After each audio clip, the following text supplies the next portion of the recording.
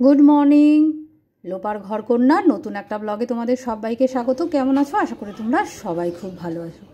এই দেখো, আজকে সকালটা এই চিয়া সিডের ভেজানো জলটা খাওয়া থেকেই তোমাদের সাথে সকালটা শুরু করলাম। আজকে ব্রেকফাস্টে বানাবো ঝাল সুজি বা নোনতা সুজি।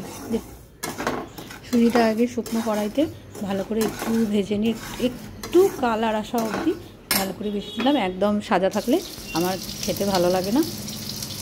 এরপরে সর্ষে, কারি পাতা, জিরে, কাঁচা লঙ্কা সমস্ত কিছু তেলের মধ্যে ছেড়ে দিয়েছিলাম। তারপরে আর এই দেখো, কারি পাতাটা ওই পেঁয়াজটা যেই বাটায় দিয়েছিলাম সেখান থেকে দুটো একটা পেঁয়াজও পড়ে গেছে। যাই হোক, এবার একটুখানি আলু কেটে রেখেছিলাম।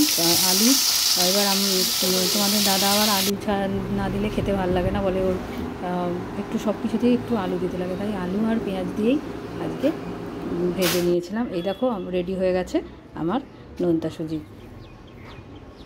দেখতেও যেরকম ভালো লাগছে, খেতেও কিন্তু ভালোই হয়েছিল।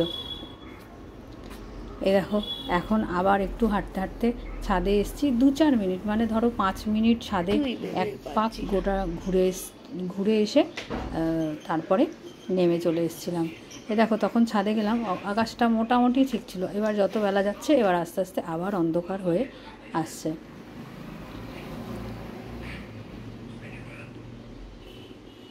আর এরপরে তো আর দুপুরবেলা সেরকম কিছু আর শ্যুট করা হয়নি। এই ঠাকুর পুজো দিয়ে নিলাম।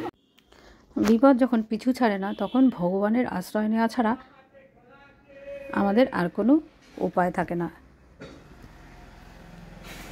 আগের দিন তোমাদের বলেছিলাম না যে ছেলের বাইকে সেই সাপ ঢুকেছিল। তারপরে তো বাইকটা কদিনও ঘরে রেখেছিল ভয়ের চোটে। আমরা দেখতেই পাইনি আসলে সাপটা বেরিয়েছে কি বেরোয়নি। ওরা বুঝতেই পারেনি। সেই গাছ টাছ কাটা হলো, তার মধ্যে তো হাজব্যান্ডের হাতে কার্বলিক অ্যাসিড পড়লো। এসব হওয়ার পরে বেশ অনেক দিন বাইকটা চালায়নি। আমার স্কুটিটা নিয়েই ও যাতায়াত করছিল। তার মধ্যে সার্ভিস সেন্টারে দিয়ে ওরাও বললো যে না, ভেতরে কিছু নেই এবং কিছু পাওয়া যায়নি। তারপরে জানো কি হয়েছে? গতকাল ও বাইকটা নিয়ে অ্যাক্সিডেন্ট করেছে এবং মানে আশ্চর্যভাবে বাইকটা আর হেডলাইটটা সব ভেঙে গেছে। গাড়িটা মাটিতে পড়ে গেছিলো, কিন্তু আশ্চর্যভাবে রাস্তার মধ্যে দাঁড়িয়ে পড়েছিল। ওর হাত থেকে বাইক ছুটে গিয়ে, মানে আগের গাড়ি ব্রেক করে মেরেছে আর ওর গাড়িটা ছুটে গিয়ে মানে ওই গাড়িতে ধাক্কা মেরে গাড়িটাকে ডেন্ট হয়ে গেছে। তারপরে ওর গাড়ি পড়ে গেছে, কিন্তু ওর হাত থেকে বাইক পুরো ছুটে গিয়ে ও রাস্তায় পুরো দাঁড়িয়ে পড়েছে আর খুব ঘাবড়েও গেছিলো। যাই হোক, সব লোকজন এসে করেছে, কিন্তু তা সবাই এখন তো শুনে সবাই বলছে না, একটা পুজো দিয়ে দাও, এরকম গাড়িতে হয়েছিল। তা যাই, আজকে আমাদের এই লোকালিটির মধ্যে কোনো মা মনসার মন্দির নেই। আজকে যাব আমাদের যে পঞ্চানন মন্দিরে আমরা যাই সন্ধেবেলা, ওই মন্দিরে গিয়ে একবার জিজ্ঞেস করে আসবো বা কীভাবে পুজো দেওয়ার কী ব্যাপার সেগুলো সমস্ত কিছু জেনে আসবো। আর এই যে ধূপকাঠিটা দেখালাম তোমাদের, এটা ধুনো ধূপ, খুব সুন্দর, ভালো লাগে বেশ। এখন তো আর ওরকম আমরা ছোবড়া জ্বালিয়ে আর ধুনো টুনো দিই না, খুব ঝামেলা। আর এই দেখো, তোমাদের সাথে তো দেখানো হয়নি, এই শাঁখটা আমি কিনে এনেছিলাম পুরী থেকে ফেরার পথে যা কাণ্ড হলো, আর সব আনন্দই মাটি এখনও অবধি সেই থেকে চলছে নিজের শরীরের ওপর। আর এই পুরনো শাক, এটা পুরনো শাক আর এটা নতুন শাক। এই শাকটা এখন বাজাবো। আওয়াজটা শুনে বলো তো কেমন বাজছে, তাহলে বুঝবো ঠকে যায়নি। বেশ ভালোই আওয়াজটা হয়েছে, কি বলো তোমরা? জানিও কিন্তু কমেন্টে।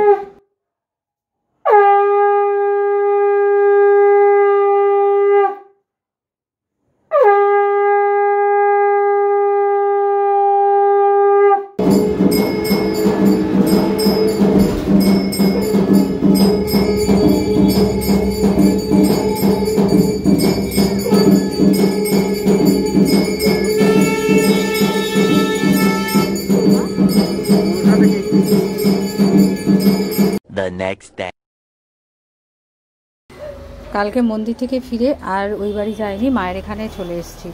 আর আজকে এখন দুপুর 12টা বাজে। এই মা নিয়ে এসেছিলো লোটে মাছ। পুতুলদি সকালবেলা রান্নাবান্না যা করার করে দিয়ে গেছে। সকালবেলা মাছ আনা হয়নি, তা মাছ পাওয়া যায়নি, পরে বেলায় এনেছে। তা আমি বললাম ঠিক আছে লোটে মাছটা আজকে আমি রান্না করব। তা আজকে না লোটে মাছের ওই ঝুড়ো ঝুড়ো না করে পুরো গোটা গোটা পিস রেখে রসা করেছিলাম, কিন্তু সেইভাবে আর ক্যামেরা ধরে পুরো রেসিপিটা তোমাদের সাথে শেয়ার করতে পারবো না, কারণ একটুখানি ভিডিও করতে করতে তারপরে কিন্তু আর পুরো মানে করাই হয়নি। যখন হঠাৎ মনে পড়লো বাবা ক্যামেরা অন করা হয়নি, ততক্ষণে মশলা কষিয়ে মাছ চাপানো হয়ে গেছে। যাই হোক, তোমাদের দেখিয়ে দিলাম ব্যাপারটা ঠিক এই রকম হয়েছে। চলো খেতে বসে পড়ি। আলু, উচ্ছে, সর্ষে বাটা দিয়ে ঝাল, চিচিঙ্গে ভাজা আর লোটে মাছের রসা। আর এই দেখো মাছটা কিন্তু পুরো পিস আছে, আর এইভাবে কীরকম আলাদা হয়ে যাচ্ছে।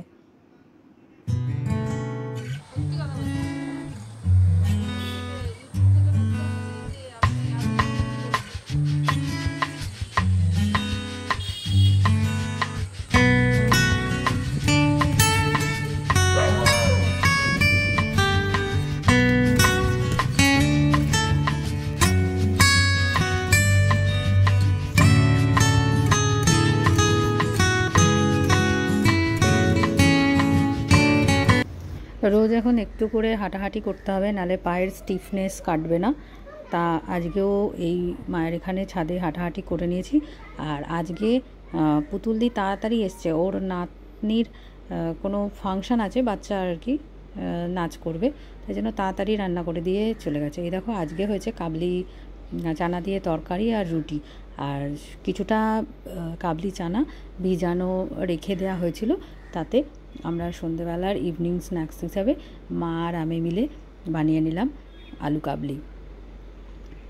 আর এই ছোটো ছোটো আলুগুলোকে খোসা বসে বসে ছাড়িয়ে নিচ্ছি, আর এই নানা রকম এটা ওটা গল্প করতে করতে আলু ছাড়িয়ে নিয়ে বেশ সুন্দরভাবে আমরা খুব বেশি কিছু দিইনি, শুধু কাবলি চানা দিয়েছি, আলু দিয়েছি, তেঁতুলের টক দিয়েছি, আর হচ্ছে তোমার একটু বিট লবণ, ব্যাস সিম্পল এইভাবেই করেছি, করে নিয়েছি আজকের ইভিনিং স্ন্যাক্স। তাহলে আজকে এইটুকুই, আর বিশেষ কিছুই নেই। তাহলে চলো আবার দেখা হবে পরবর্তী ব্লগে। ততদিন তোমরা ভালো থেকো, সুস্থ থেকো, সবাই খুব আনন্দে থেকো, আর আমার পাশে থেকে এইভাবে আমাকে অনেক সাপোর্ট করার জন্য তোমাদের সবাইকে জানাই অনেক অনেক অনেকটা ভালোবাসা। আর সবাই আমার জন্য একটু প্রে করো যাতে আমি খুব তাড়াতাড়ি আবার সুস্থ স্বাভাবিক হয়ে হাঁটাহাঁটি করতে পারি।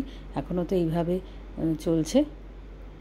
যাই হোক, তোমাদের সবাইয়ের ভালোবাসায় আশা করি আমি খুব তাড়াতাড়ি সুস্থ হয়ে উঠতে পারবো।